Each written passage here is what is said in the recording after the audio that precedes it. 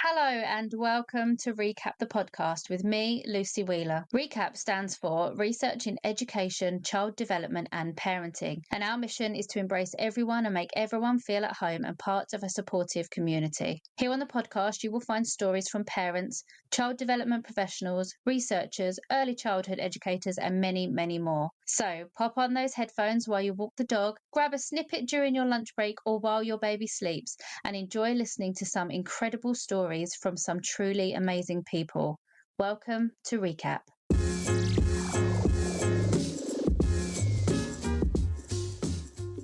Hello and a huge warm welcome today to my guest, Dr. Jo Bowser-Angermann, who has come on to chat about her amazing new children's book.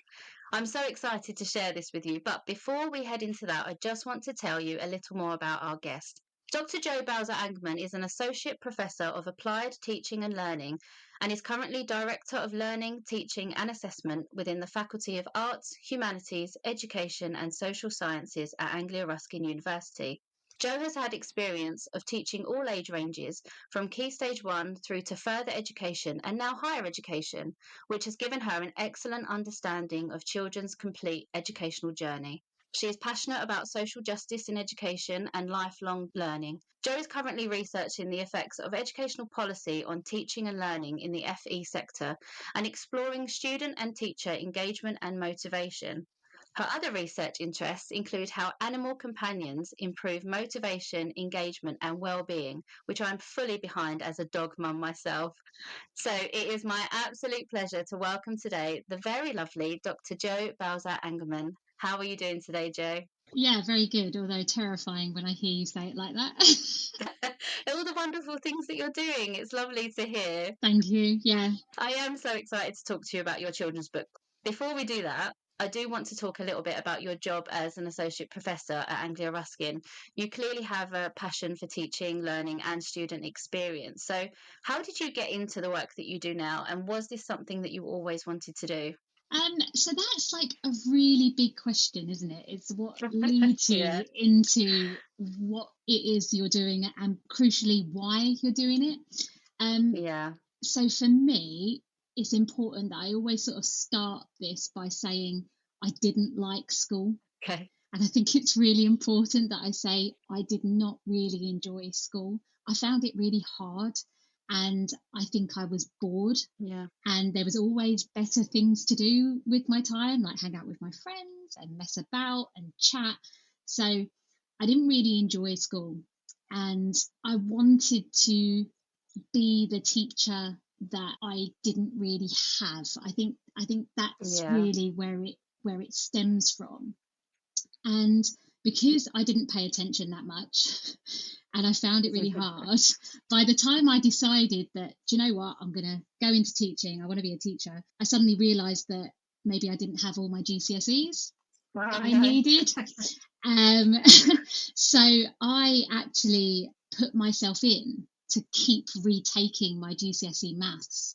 Really? Because I needed it to get into university to do my teacher training to be a primary school teacher. And so I failed my maths and I had 2 other goes before I had to join university. So I managed to pass on my final attempt before I could go into university.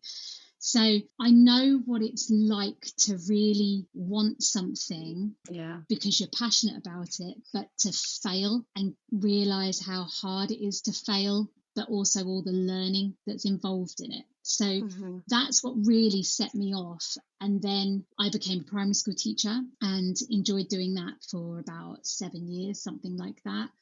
I then decided I had a special interest in English. Really enjoyed English. Maybe it was the rebellion against maths that made me like English more, possibly. You're always one camp, aren't you? You're either mathematics or you're English. Exactly. So I became sort of like a specialist in English and I did an MA in English language. which then allowed me to move from primary education into secondary. Oh, okay. And then allowed me to teach GCSE English, and then move into further education, where I taught students who maybe had been through what I had been through, but had failed. Yeah. And found life difficult, or for various reasons. And it allowed me to teach access courses to people who had started a family and then turned back into education, things like that. And teaching GCSE resits. I then became an advanced practitioner because I realised that actually my passion beneath all of that was the teaching and learning, and how to engage people, right, and how to make sure that they're not bored, and to make sure that they are really motivated in a way that maybe I wasn't. So that's what got me into being like an advanced practitioner, really passionate about the teaching and learning side. Okay. And then I was able to move into higher education. So I was like, I want to do the whole spectrum from like, so the youngest I taught was year 2. I didn't go any younger than year 2. I found year 1 and reception absolutely terrifying, but I managed to do year 2, and as I say, taught all the way into higher education. And that's allowed me to sort of indulge in all of lifelong learning. So it's allowed me to write primary education studies courses, help with the BEd, set that up with the team, and also teach the PG Cert, which is allowing me to work with new lecturers in higher education and teach them, who maybe have come from industry, who have been a lawyer but haven't taught law. So helping them to become really confident teachers. So it's allowed me that privilege to indulge in my experience that I've had, which is really broad and really big. Do you know what? I now in a similar vein, I have taught across the ages, and the lowest that I've worked with is kind of 6 months old in a nursery. So I went down that lower end, but my specialism has always been early years anyway. However, the only age range I haven't done is secondary school. And that terrifies me. Like I would happily be in a room of 45 3-year-olds over a classroom of 10, 13, 14, 15-year-olds. That is the age that terrifies me. And it's funny, isn't it, how people have different kind of things that make them almost nervous to go in and teach. But and do you know what, I love where you've come from. Is the first thing you said was I struggled at school, I disliked school, because I was the same. I really struggled with school. I really struggled through primary school. I had terrible anxiety. I didn't really go to primary school.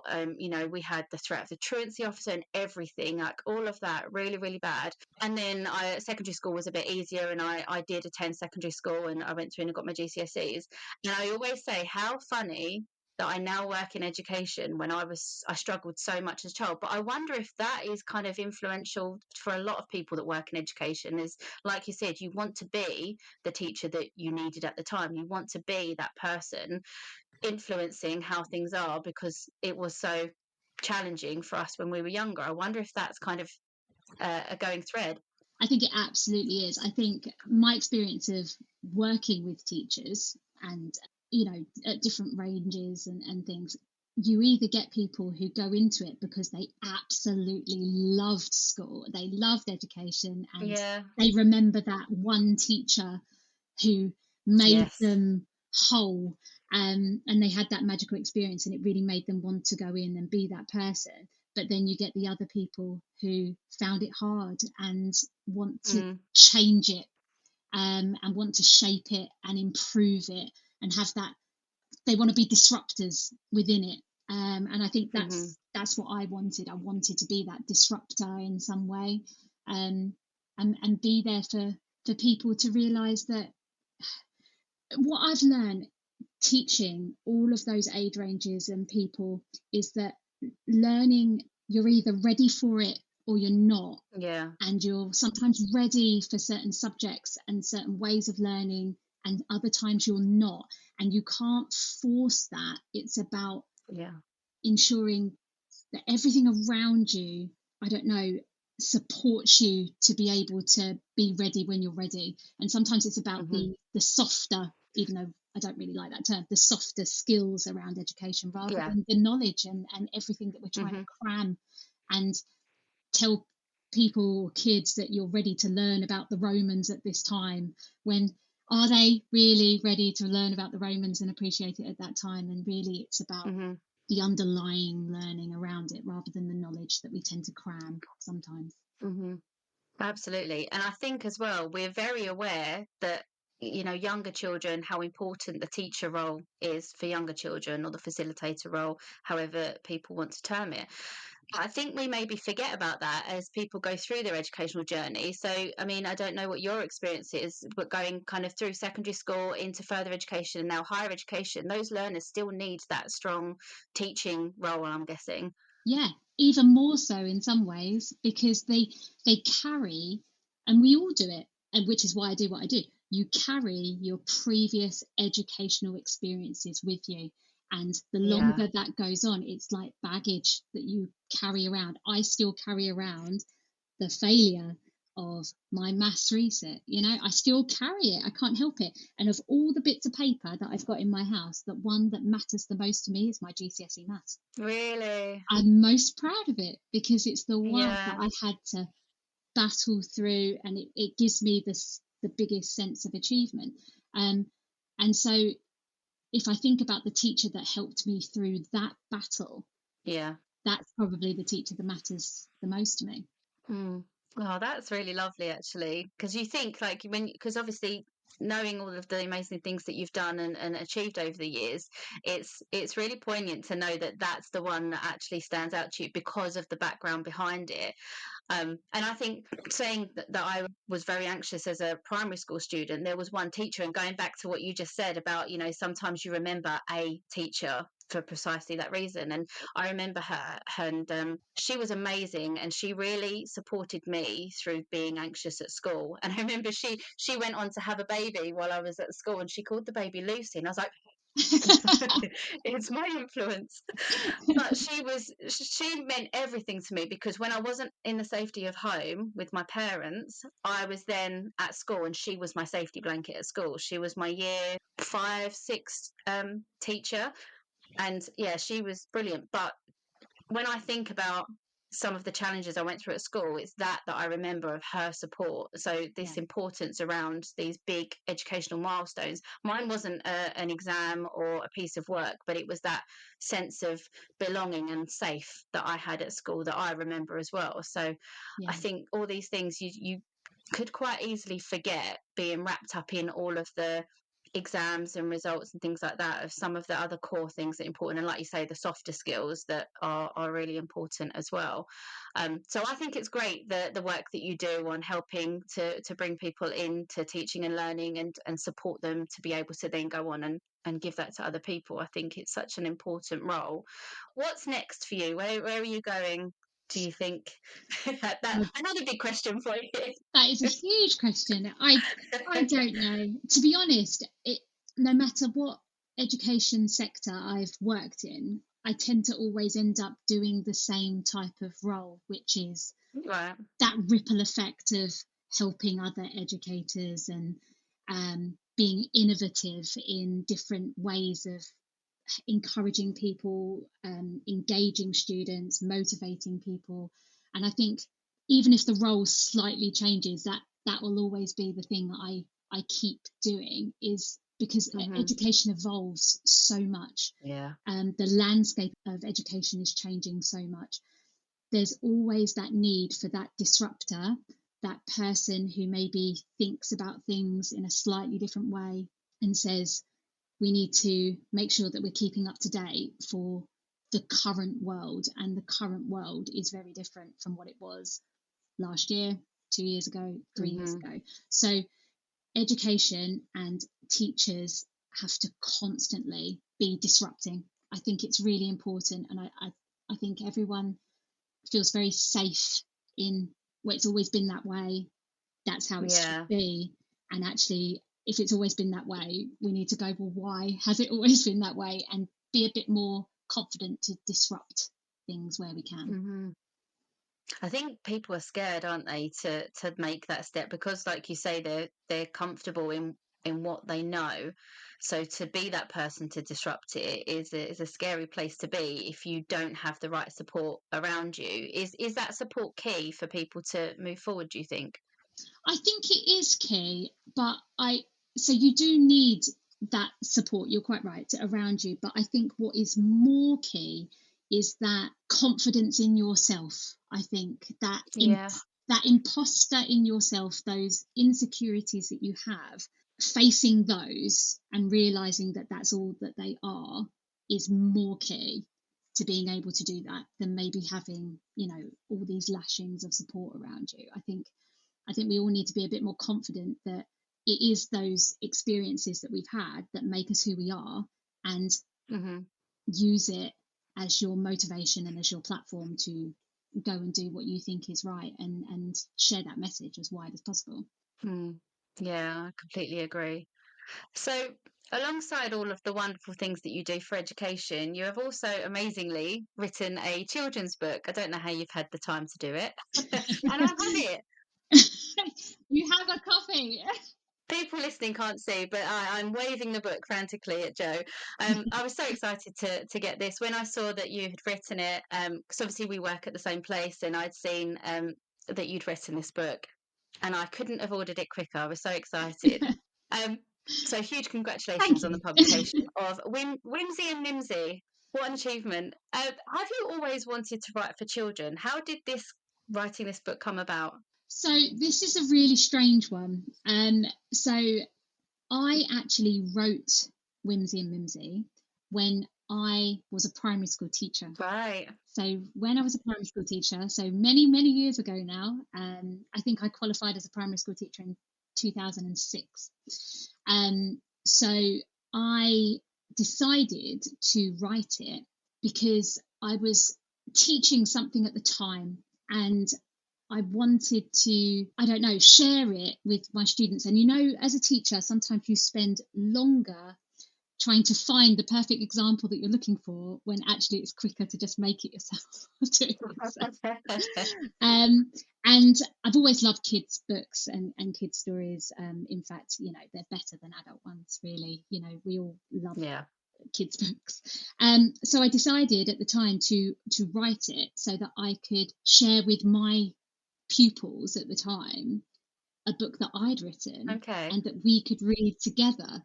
So it was a tool to inspire them as writers, to play with language and things like that. So I actually wrote it years ago, but it was simply that. And I'm sure we've all got little things of inspirations and things that we've done over the years that you then do nothing with, really. It's just used in the moment. It's that resource that you created or whatever, and you just put it in the cupboard.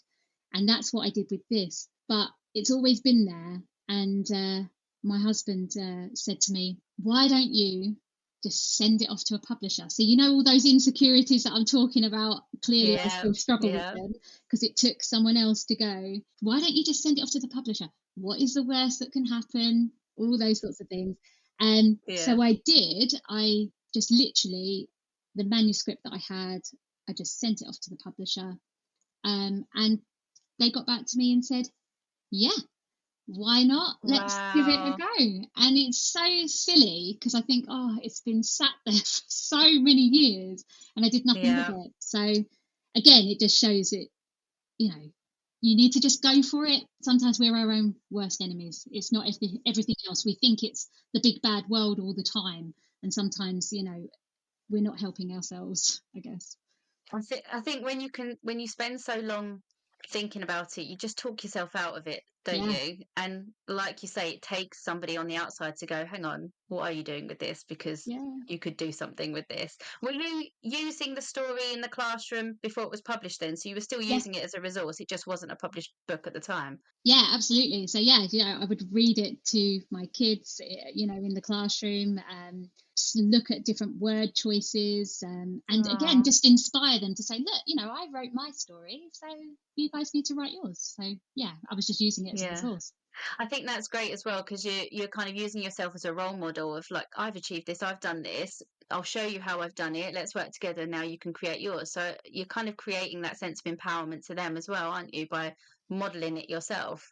Yeah, and that is so important to me. No matter what age range I have taught, that is the biggest thing I would want anyone I've ever taught to take, is that, you know, you can do anything. Like, let's just empower you to believe in yourself and go for it. And I think that's the one thing I want anyone I've ever taught to think about and to do. So yeah, so even if you're year 2 and I've written this book, I still want you to believe that you can go and do it as well. So Yeah, I think it's so important.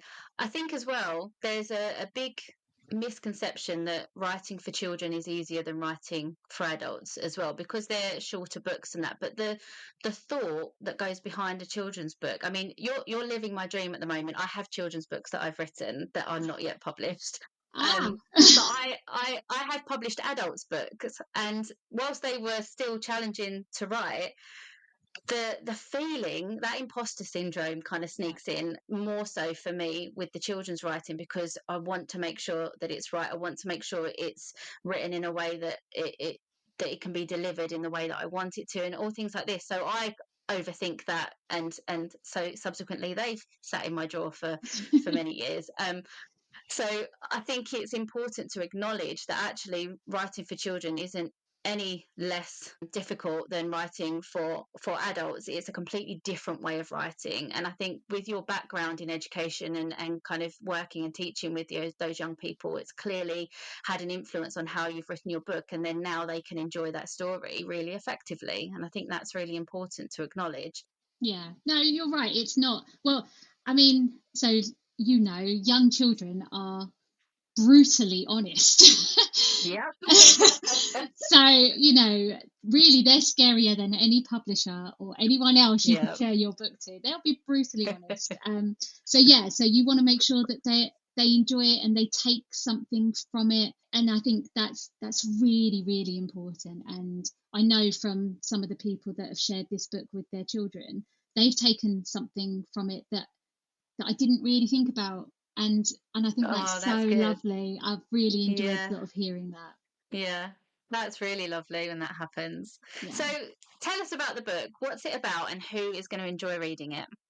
So Whimsy and Mimsy is about a witch. So Whimsy is a witch, and she doesn't fit in with her witching world and her witching companions. And she finds that really hard. And she doesn't fit in because she doesn't have a cat. And all witches have cats, because everyone fits in this box of being stereotypical. And actually, she doesn't fit into that box. And she decides to break against that and to get a dog instead. So it's about the strength of not fitting in. And actually, when you don't fit in, good things can happen. And there are, you know, pros to that sometimes that we don't always see. I think that's what I think it's about. What some children think it's about is maybe slightly different. But I think, like all kids' books, we all take something else from it. And I think that's part of the fun of children's books, to be honest. Mm-hmm. It's all about perception, isn't it? And how they comprehend it. I'm starting to notice a pattern in that you're advocating disrupting education and disrupting it, and then you're talking about not fitting in and embracing being different. There's definitely a pattern in all of the things that you're passionate about. Where does that come from? Yeah, I think well perceived there. Yes. So it's probably so I don't know whether I feel like I don't fit in, but I certainly am aware that I am different from other people. Like even the fact I'm covered in tattoos would probably shock people, you know, that I don't look the way people would expect me to look. I'm literally covered in tattoos. You know, and even that is breaking against the tradition of what you think a teacher or an associate professor should be or should look like. But again, there's strengths in being different, thinking differently, seeing things differently, is actually a good thing. And I think if I can just advocate for people to do that and embrace it, I think we'd all be a bit happier as well, to be honest. So yeah, I think there is a lot of that in what I do, and I just want everyone to be able to just be whoever they want to be, and it doesn't really matter. We always think these things matter. They don't matter.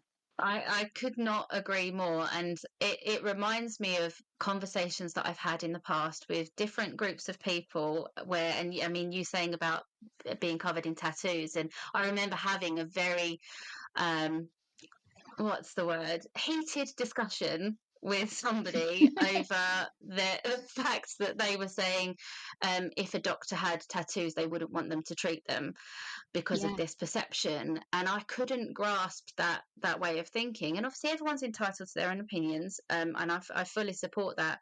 But I am also really passionate to kind of promote that, you know, appearance doesn't equate people's abilities to do things and what they should and shouldn't be allowed to do. And you know, it's great that yes, you may have some tattoos, but look at what you're achieving. And you know, you are an associate professor, you are doing all of these wonderful things, you are now an author, like all of these wonderful things, and you are achieving, and you're achieving a lot of things, and for lots of groups of people.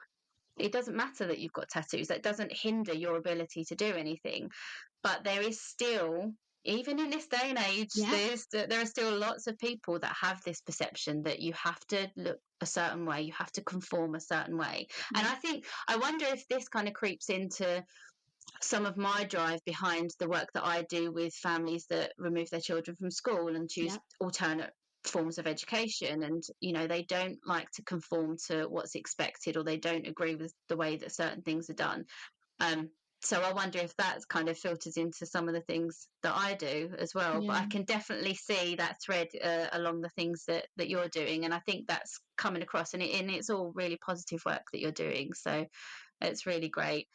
So you have very kindly agreed to give us a little reading from Mimsy and Whimsy. So I'm going to hand over to you to share a little bit of the story of Whimsy and Mimsy. Yep, okay, I will do. So importantly, the very first page says that it's dedicated to my little black dog, Mimsy, which is very, very important. Okay, so deep down in the darkest woods, you will see a house. Forever and a day it has stood, with chain link fencing all around and dynamite mines dug firmly in the ground, all to warn off any unexpected guests and the dreaded warlocks, the cunning evil pests. But behind the dramatic fences and military defences lives a woman called Whimsy. She dresses all in black with her accompanying pointy hat, but she lives alone without her stereotypical little black cat. Whimsy is a witch, a master of spells and wit, but the other witches don't like her, not one little bit. Whimsy is allergic to cats. Achoo! She can't go near them without sneezing and wheezing, so all the other witches mock and laugh at her and scream, "Look, Whimsy fears little black cats. She isn't a real witch. Let's leave her to itch." So crying all alone and fed up of not having a companion of her own, she decides one day to get a little black dog. And after a very wet doggy snog, she decides to call her Mimsy. And after chasing frogs and hogs through deep smelly bogs, they become best friends. But all the other witches still mock and laugh at Whimsy. What sort of witch has a little black dog? Mimsy licks the tears from her face compassionately. Don't worry, you'll always have me. I love you unconditionally. I'll leave it on a cliffhanger there. Oh, it's such a good story, and you really get the feeling, like the emotive feeling behind it, as you're reading it as well. Oh, it's such a lovely story, and so well done. What age group is this aimed at? So it's one of those interesting ones because when I was teaching, I had a really good group of year twos. They were really very strong. So I wanted to drop in some words that were quite challenging, just to stretch them that little bit. So although you might look at it and think 5 to 7, something like that, I do think depending on, like I said, when you're ready to be at that bit of learning you are, I think it does stretch a lot in terms of their vocabulary. So, I think it would go up until sort of 8, 9, 10, something like that, possibly. Sort of depending on your little readers and how much you want to stretch their vocab, I think. Yeah, I think the reading ages, they're very flexible, aren't they? And like you say, it's very dependent. You know your child the best, so you'll kind of know where to use it. But we're looking at that sort of early school age for this and as I say, book. It's so fun because a couple of people who I know have read it with their children, they got in contact with me and they said how much one of their daughter really enjoyed it because she's allergic to something. And so she really was like, Whimsy has an allergy, like I have an allergy. And she really took that from it. And I was like, that's so lovely. And was that in any of your intention with the book to kind of reach the people that had allergies and that? See, this is the beauty of it, isn't it? And exactly what you're saying about children take from it. They may not necessarily take what you've planned to put through it, but there are underlying things in there that are going to help children that you won't even realize that you're doing through the words that you've written. So and how nice that the parent has contacted you to tell you that, because that's really important, I think, as well, is to feed back to authors of books as well, because once it's out in the ether and people are reading it, aside from going online and putting down the reviews and that, it's sometimes really nice for them to contact you and to tell you, actually, we've enjoyed this, and give you examples of how they've enjoyed it as well, especially I imagine with children's books, to know that you're reaching the kind of demographic that you've planned to for it. Yeah, definitely. Well, one of the best bits is I've been invited into some schools and I've done some readings with children and things like that. So yeah, that's been really lovely, really lovely. Best part of the job, surely. Well, I didn't want to say, but it's been very nice for me, very cathartic to get back into primary schools. So yeah, nice. Of course, in a completely different context. Not going in and kind of being the teacher. That's really lovely. So what's next for Whimsy and Mimsy? Can we expect another tale from them? I think I'm going to be brave. I'm going to be a disruptor and I'm going to shut up my imposter syndrome. And I think I am going to do a second book. You have like these really romantic ideas. Maybe it can be a series of books, but why not? It could be. So I do have an idea for another book, which would be really fun to do. So yeah, I hope that there will be more in the pipeline with it. So a real watch this space. It is a real watch this space, yeah. Because, well, basically it involves sort of like dogs, doesn't it? So I could write loads about dogs. Now they could fit into stories. All different breeds for all different types of witches. I mean, this could go wild. It could, literally. I won't have time to do anything else. Oh my God, it'll be so fun. Yeah, honestly, my brain goes wild. I've got lots of ideas about different dogs, dogs I've had, dogs I've met, and how they could inspire. Like my dog, who sadly we lost last year, she had really bad elbow dysplasia. She was really sort of disabled, and we ended up getting her a wheelchair. And I was thinking how lovely I could maybe do like a bit of a sequel of where there's a dog who's struggling and is in a wheelchair. Yeah. I could do. I won't get anything else done, I'm telling you. Well, that leads nicely on to my next question, because we can't not talk about your love of dogs. It's a love that I share myself. And you recently got a new puppy. I have. How is she doing? Tell me all the dog news. How is she doing? Tell us what she is, what she's called. Has she been keeping you up all night? Yes, and yes. So I do have a new puppy. So she is an Old English Mastiff. Oh. So she is the original big dog, if you see what I mean. She's the original huge dog. They're quite rare now, unfortunately, because they're so big. I don't think people want them anymore. So again, you can see this about me. I'm terrible, aren't I? So yeah, she is called Boudica or Boadicea, depending on what you were taught at school. She is just beautiful in every way. She is probably already qualified as a therapy dog, really, and she will be going through her assessment as soon as she's old enough. Really? So when she's 1, she'll do her assessment. She's going to be an amazing therapy dog. She is a gentle giant. She's only 16 weeks old at the moment, but is already as heavy as Mimsy, who I still have, believe it or not, because she's 14 years old. Oh. How was she taken to having a new little one around the house? A little one who's the same weight as her and the same size as her already. At 16 weeks. 16 weeks old. Yeah, she's doing all right, actually, because she's such a calm breed. They are such a calm, gentle breed. Mimsy quite likes her. She's not like how you would imagine like a Cocker Spaniel puppy and all of those Labrador puppies. She's not that sort of dog, she's very chill, very calm. So yeah, so Mimsy really likes her. Everyone I meet seems to like her and come up to her. She will be the perfect therapy dog. But yeah, she's lovely. Really, really special little dog. Yeah. What made you want to go down the route of, is Mimsy a therapy dog? Mimsy is a therapy dog, yeah.